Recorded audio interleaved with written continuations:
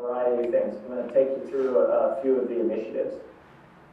First and foremost, we're working in the state of California specifically to get cybersecurity as mandatory classes that all high schoolers would have to take in the state. We call these the UC, University of California A through G standards. And most of the time, people add courses to the G, which is an elective. But what we are in process of doing, trying to get more people into the pipeline, is adding some courses into the A and B category. So say government and civics with cybersecurity, or physics with cybersecurity, some type of integrated approach, so that there's course modules that appear. We think government and civics appeals to policy driven, and of course physics is more the technology and also science driven. On top of that, we've done a significant investment in time into our local middle schools. We are in an area, San Bernardino area is, well, I'll just say, it's a bad area. The LA Times says that our city is a model for urban failure, which is nice, makes everybody happy to know that you're in the model of urban failure. I didn't think it was so bad because it only took me 3 weeks to have my car broken into. I thought that was pretty good, but some people see that as a big deal. So anyway, in our neck of the woods, about 40% of kids actually graduate high school. We are almost at 80% school lunch, etc. So we move about organizations that are, particularly the Girl Scouts, the Boys and Girls Club, etc., that have been working with new initiatives through the superintendents of schools of our many school districts to try and figure out new ways of getting kids engaged, particularly girls who are at risk. So this past year, we worked with a program called Classroom to Careers, where they take girls from Title I middle schools, the worst middle schools, the ones that are designated as at risk, and we take them out of school one day a month, and they do some type of STEM activity somewhere else. So they've been to Burlington, Northern, they've been to robotics labs, they've been to a lot of things. And they also came to Cal State San Bernardino. We did a 1 day of cybersecurity. We quickly turned that around and worked with the Girl Scouts of San Gorgonio to do a 5-day summer camp. When kids are out of school, they're not even getting 3 square meals necessarily. We wanted to do something over the summer where the kids could come here, we would bus them in and see who showed up. We ended up with around 250 Girl Scouts. Well, what we call them Girl Scouts, meaning that the program went to the Title I middle schools and made them Girl Scouts. In other words, we had some people fund their admission into the Girl Scouts so that they'd be covered by Girl Scout insurance. And they would also have kind of an organization that would keep an eye on them. And who better than the Girl Scouts to also teach girls about leadership, right? So they came out for 5-day camp, full days. We had Facebook, we had Google, we had Northrop Grumman. We had a bunch of folks that came to the party. We taught them about drones. We did a leadership course, ropes course, high ropes course, where they're up in the sky, swinging from ropes, helping each other out. We learned to work and trust, etc. We did a bunch of cybersecurity exercises, and also every girl left with a Raspberry Pi computer.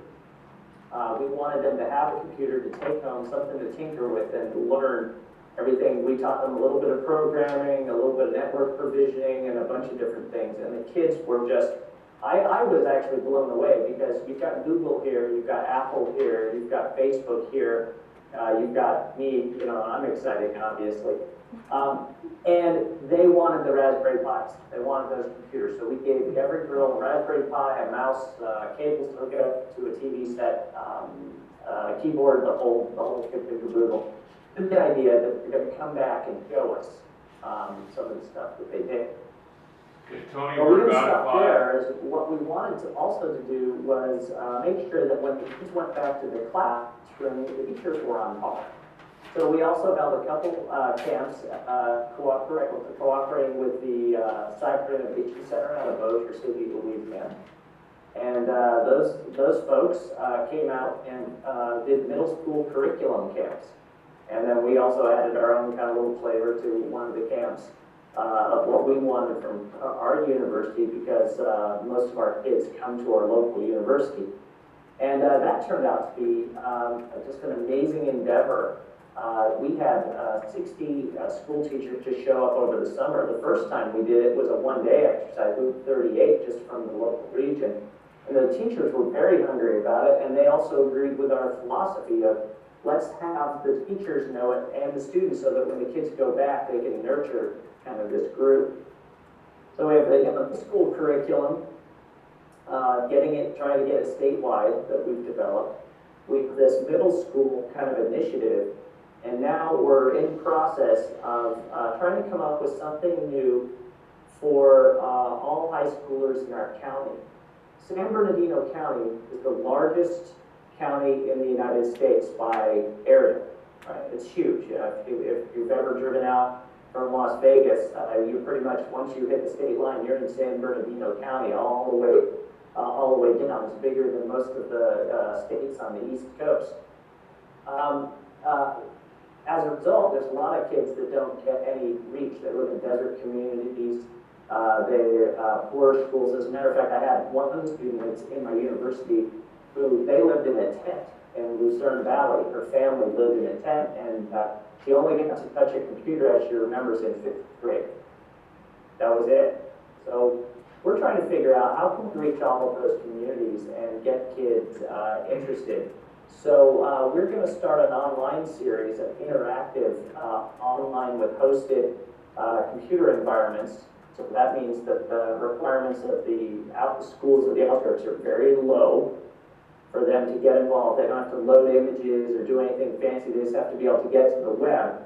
And then we will interact with the students one day a week on Friday afternoons, kind of like an after-school club run by college kids. We're going to teach them how to use technology, and we're going to see how it goes, kind of an experimental program.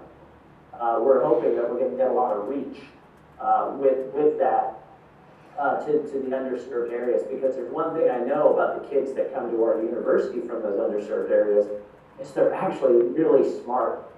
They really know how to work hard, because they've had to struggle for everything they've ever had. And then you get them here, and they're ready to struggle, and nothing is to be handed to them. And we want to reach those kids. So that's pretty much it in a nutshell, our K through 12 initiative. We had another thing that we did at the Girl Scout camp that we're hoping, that we've been told somebody wants to have this nationwide.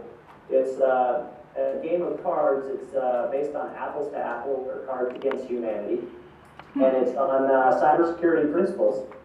And we made up this game about a week before our Girl Scout camp. We had our female students model for the cards these cybersecurity principles with various hand motions, gestures, so that we could do instant assessments as whether or not they were understanding things. Like domain separation, and kids would move up their hands like this, and they knew that. Or process isolation is this. We also checked to see if there were gang signs before we did this. Yeah. We came up with this game, and evidently people out in the Beltway got a copy of it, and now they want this game that we created to become distributable material. And so we're hoping to come out with a version of this game. Most kids knew how to play it right away. They got involved, and they found it fun. Go figure, cybersecurity first principles being fun. I didn't see it, but no Steve found he thinks they're fun. All right. But anyway, yeah, we have that. That's kind of another thing. We're going to try and spread the wealth on these freely available. Got to find somebody to pay for it. Anybody in there got some money? No? Yeah. Oh, that's right. All right, Tony, we got about a minute for questions from the audience for Tony. Money. Right. We got about a minute. All right, so that's what I had to say. Questions for anybody? You'll have to relay them close to the microphone. Yeah. If I email him, will he send me a copy of his cards? Because they sound awesome. No, I want the cards too. They are interested in your cards. If you can send out, well, your email address I have, and I can put it up. Your email address, they want the cards. Can you hear me? I'm not hearing anything if someone's talking to you. They want The cards. I can hear you right there. Okay. What about the card? They want to get copies of them, so they're going to contact you. Okay, yes, absolutely. Share my I totally contact paid for them. information and we will get that. All right, very well. We're going to move on to Virginia. Do you want to stay on the line, or do you have to go to class? I will sign myself up when I have to leave. All right, sounds good. We'll leave you up there, and I'll bring up Virginia slides. Did we do this right? So I'll just stand over here because I'll flip through the slides. Oh, okay, good. My So, who do we have capability is in questionable in the here. room? Can we just do a quick introduction, since we're all kind of the same, well, I mean, let's have a conversation here, so. Yeah, hi, I'm Prem Puri. I teach computer science at Stratford University, which is a state university in Virginia, about 6 hours from here, south of here. Right, we are in the shadow of Virginia Tech. We have about 450 or so undergrads in computer science and about 40 or so graduates in computer science. And I teach. One of the reasons I'm here is we too are doing K through 12 initiative, and we'll be sharing some of that in the next session. Fantastic. Sorry, I'm getting over that cold that everybody has. Kasia Taylor, and I'm chair of cybersecurity networking and digital forensics at Anne Arundel Community College, which is right near here. I also teach operating systems. Todd Eckerling, I'm from Military University up in Pennsylvania. We're just outside of Lancaster. I'm part of the IT staff. I'm actually the computer science administrator, but I've also coached the cyber defense team at the university for many years, since 2006. We just recently turned our team into a club, so I'm looking for some of these initiatives to be able to go out into the schools to see if we can, get more students interested. So. I'm Jen Brooks. I'm a computer specialist in St. Mary's County, and I'm here mostly because I'm pursuing a degree in cybersecurity, and I have a daughter who's into STEM, so I'm looking for things to keep her interested Great. as we go along. Thanks so much. We can just have a chat here. So I don't come, my doctor's in molecular biology, and I was hired at Columbia College Chicago to conduct outreach and teach biology at the college level.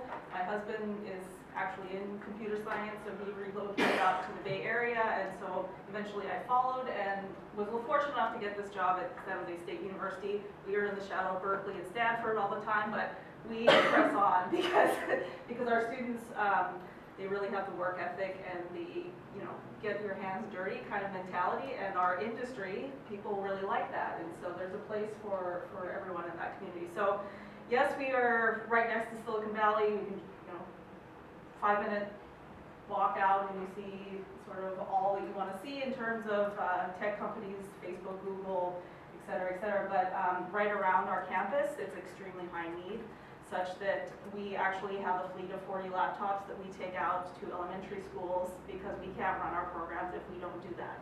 And I take them personally in my car. I did that for a year, and now my staff, paid very, very low wages, and they're mostly San Jose State students.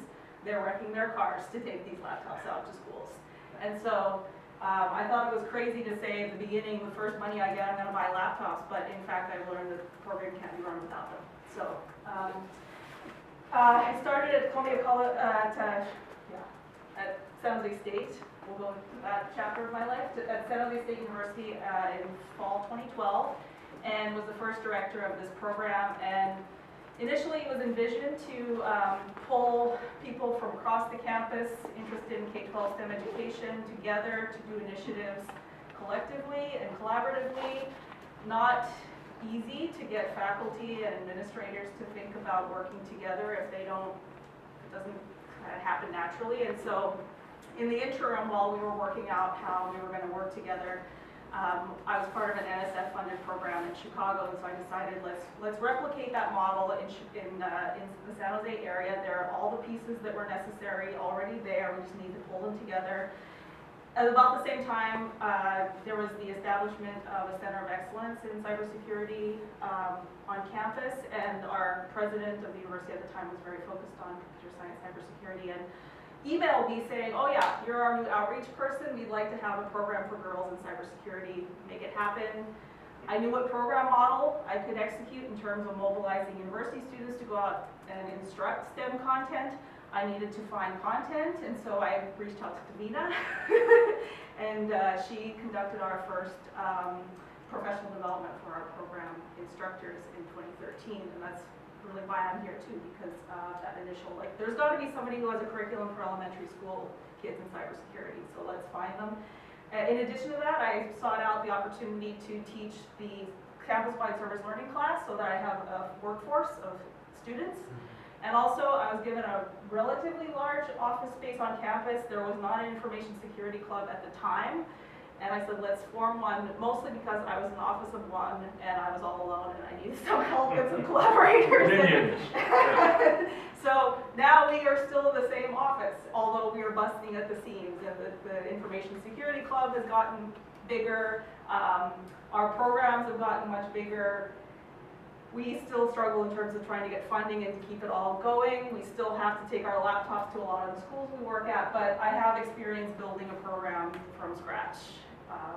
And finally, the Tower Foundation created this banner for us as well. So Jay Pinson's STEM education program. I actually had additional slides here that were more formal. We'll do the whole thing. I would have been a slider over the whole time. But I wanted to give you the background of sort of my journey in that I think that we have to be welcoming of people without a technical background. And for me, it's still challenging to come to meetings like this because I am a nerd in a certain space. Here, I'm outside my comfort zone, but it's something, my dream is to integrate biological science, computer science, cybersecurity into, one program. So currently, what we have on the ground are 3 programs: the Girls STEM Network program, the Youth STEM Network program, and then the Cyber Girls Silicon Valley program. I'm also working now that sort of I established myself, there's more collaborative opportunity with faculty so that we're working at in-service teacher training in computer science and then pre-service teacher training as well. You would think that all of this exists in the heart of Silicon Valley, but it doesn't. These programs that are seeking out to get in, there are reasons that we can't just integrate their approach into the classroom, as was already mentioned, in that they want, let's put it online and somehow have it be translated into the classroom, whereas teachers need strategy in terms of when do I have this happen, how do I have it happen, how do I get access to the computer lab when I need it, how do I manage the extra time to move my class from my classroom to the computer lab. All of these things are limiting factors that a lot of organizations are not taking into account and that I deal with though directly trying to implement a program. And so we are in the midst of all of sort of that activity, but at the same time, there are absolute deserts in terms of instruction in computer science at the elementary school level, as well as certainly the middle school level. There's a little bit at the high school level with Project Lead the Way and others like that are in the process. Okay, so our program model involves me teaching the campus-wide service learning course. I get mostly communication studies majors in the course because they get internship credit. You can't think students are necessarily going to seek out these opportunities if they're going to be more work. They're just overburdened as it is. I don't rely on my information security club to do anything except the occasional photo op where here are 2 founding members teaching a group of girls who came on campus. And I can tell that lovely story of how I got them all to come together and and work. But in reality, I have to have a budget to pay students to do the job, and I need to have some of the support coming through our course. Where students are getting credit for their work as well. Beyond that, the add-ons of student volunteering and stuff like that. That's great, but you can't run a program relying on that. But what I do. I find these really passionate educators in computer science and engineering programs, and they've built this program.